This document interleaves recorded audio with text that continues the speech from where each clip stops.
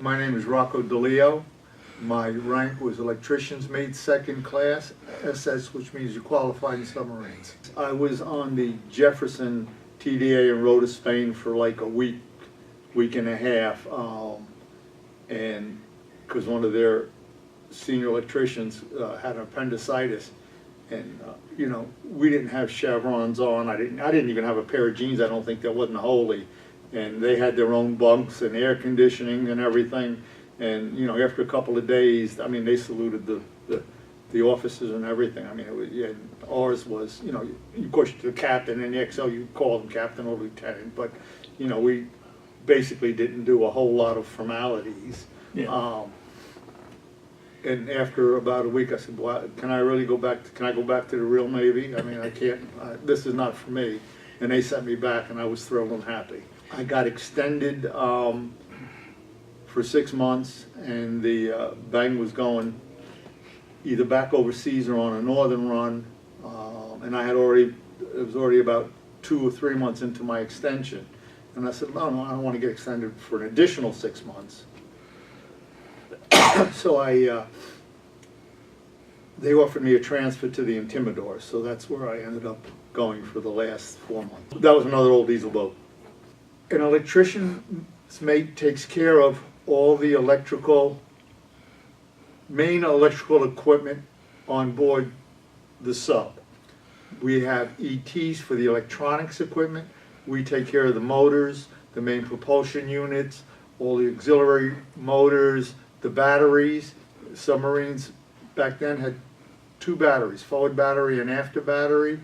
Each battery contained 126 cells. Each cell weighed a ton.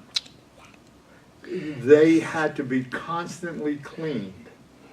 Probably for my first day, for the first year, I was in the battery wells wiping down cells for spills, for acids, probably about 18 inches between the top of the cell and the overhead, which was the deck for the either the forward or the after battery.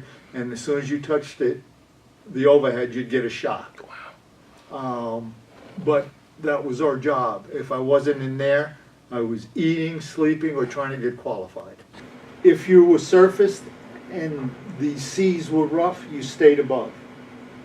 And that was because we had a rounded keel. Actually, we had 2 keels, and it was a round hull. And you would really roll and pitch. We were up in the North Atlantic, and I remember we couldn't submerge because when you're submerging, you hit a point of neutral buoyancy where the ship can literally roll or tip or pitch, as they would call it. So if you got into some rough seas, you'd have to stay on the surface. And I remember where the guys that had the topside watch had to strap in, and they had waves breaking over the top. And I mean, we wouldn't think we'd right ourselves. I mean, it could get real nasty in the North Atlantic. When we were on the surface, there were people that were sick. Yeah, it was bad. I mean, the cooks would take and put like towels on the mess tables and wet them all down so the plates wouldn't slide, but there weren't a whole lot of people eating anyway. So we couldn't stay level, and they were always afraid she'd roll over. And you couldn't surface if the seas were bad. Once you were down, it didn't matter. It was as smooth as any kind of a ride you could get.